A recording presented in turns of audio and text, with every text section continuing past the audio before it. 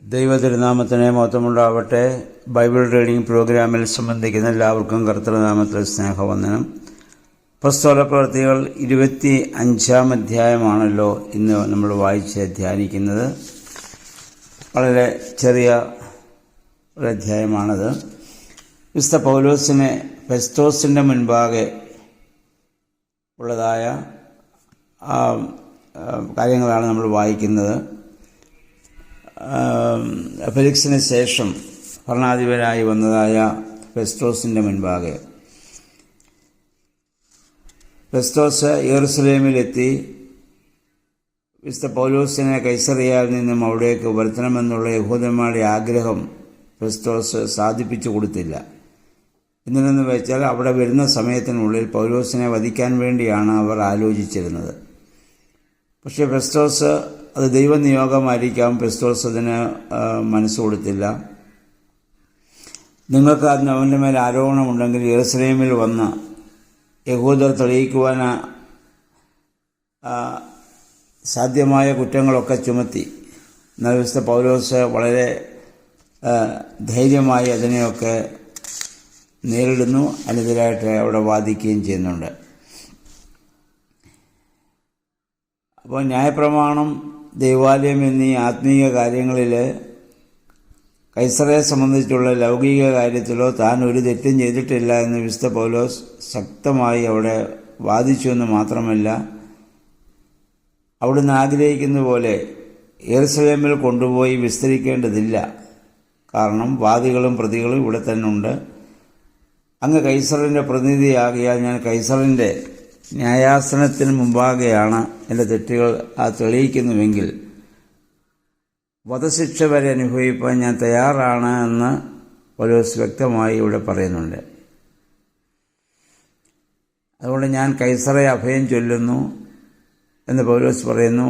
എത്ര ധീരവും നിയമപരവുമായ വാക്കുകളാണ് പൗലോസ് ശ്ലീഹ ഇവിടെ പറയുന്നതെന്ന് നമുക്ക് മനസ്സിലാവും. ഇവിടെ വാസ്തവത്തിൽ ഫെസ്തോസ് പീലാത്തോസിൻ്റെ ഒരു അവസ്ഥയിലേക്കായി. കാരണം അദ്ദേഹത്തിന് മനസ്സിലായി മുന്നിൽ നിൽക്കുന്ന പൗലോസ് നിർദോഷിയാണ്.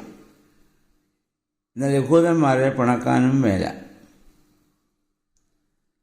കാരണം യഹൂദന്മാരെ പിണക്കിയാൽ അവർ സാധാരണ ചെയ്യുന്നത് പോലെ സീസർക്ക് തന്നെ പറ്റി പരാതി അയക്കും. പലപ്പോഴും ഭരണാധിപന്മാരായ ആളുകൾ നേരിടുന്നതായ ഒരു പ്രശ്നം ഇതാണ്. പല കാര്യങ്ങളും സത്യം അവർക്ക് വെളിപ്പെട്ടാലും അത് തുറന്നു പറയാനും അതനുസരിച്ച് പ്രവർത്തിക്കാനും സാധിക്കാതെ വരും. കാരണം അവരുടെ അധികാരവും അവരിരിക്കുന്ന സ്ഥാനവുമൊക്കെ നഷ്ടപ്പെടാനും സാധ്യതയുണ്ട് എന്നുള്ളതുകൊണ്ട് ഇങ്ങനെയൊരു സമ്മർദ്ദത്തിൽ എക്കാലവും ഭരണാധിപന്മാർ ബുദ്ധിമുട്ടാറുണ്ട്. അത് സഭാപരമായ കാര്യങ്ങളിലാണെങ്കിലും രാഷ്ട്രീയപരമായ കാര്യങ്ങളിലായാലും മറ്റ് സാമൂഹികമായ ഏത് മേഖലകളിലും ഇതൊരു പ്രശ്നമാണ്.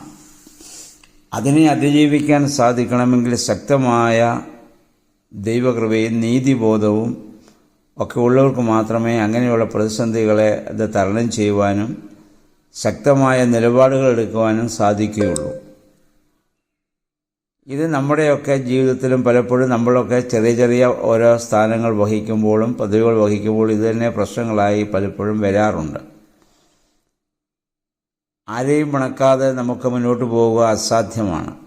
അപ്പം അങ്ങനെയുള്ള സന്ദർഭങ്ങളിൽ നീതിക്ക് വേണ്ടി സത്യത്തിനു വേണ്ടി നിലനിൽക്കുക എന്നുള്ളതാണ് ചെയ്യേണ്ടത്. പലപ്പോഴും സമ്മർദ്ദം, ജീവിതത്തിൽ നേരിടേണ്ടി വരുന്ന പ്രതിസന്ധികളെ ഓർത്ത് പലപ്പോഴും അതിൽ നിന്ന് പിന്മാറുക സാധാരണമായി കാണുന്നുണ്ട്. ഇത് തന്നെയാണ് ഇവിടെ ഫെസ്തോസിനും ഇത് സംഭവിക്കുന്നത്. അതിനുശേഷം ഇനി അഗ്രിപ്പ രാജാവുമായിട്ടുള്ള കൂടിക്കാഴ്ച നമ്മൾ കാണുന്നുണ്ട്.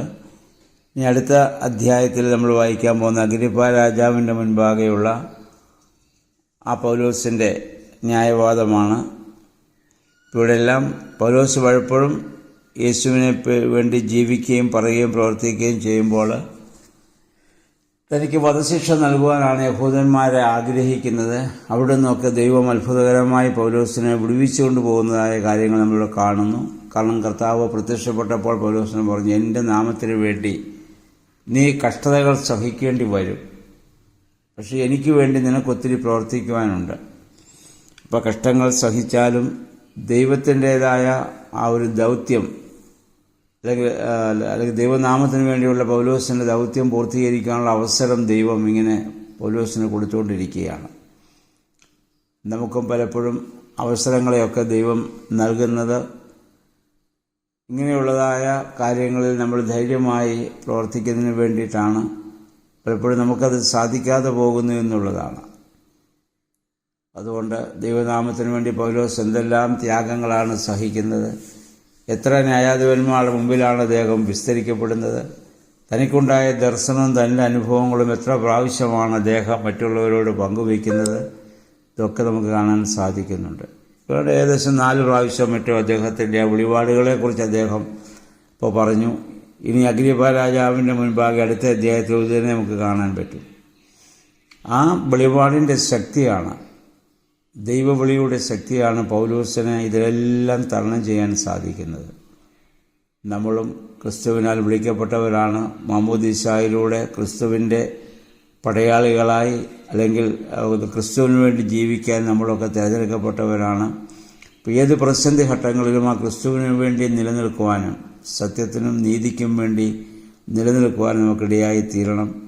അതിന് പരിശുദ്ധാത്മാവെ ഞങ്ങളെയും ശക്തീകരിക്കണമേ എന്ന് നമുക്ക് പ്രാർത്ഥിക്കാം. ഈ നോമ്പിൻ്റെ ദിവസം അപ്രകാരം ദൈവാത്മാവിൽ ശക്തി പ്രാപിപ്പാനുള്ളതായ ദിവസങ്ങളാണല്ലോ.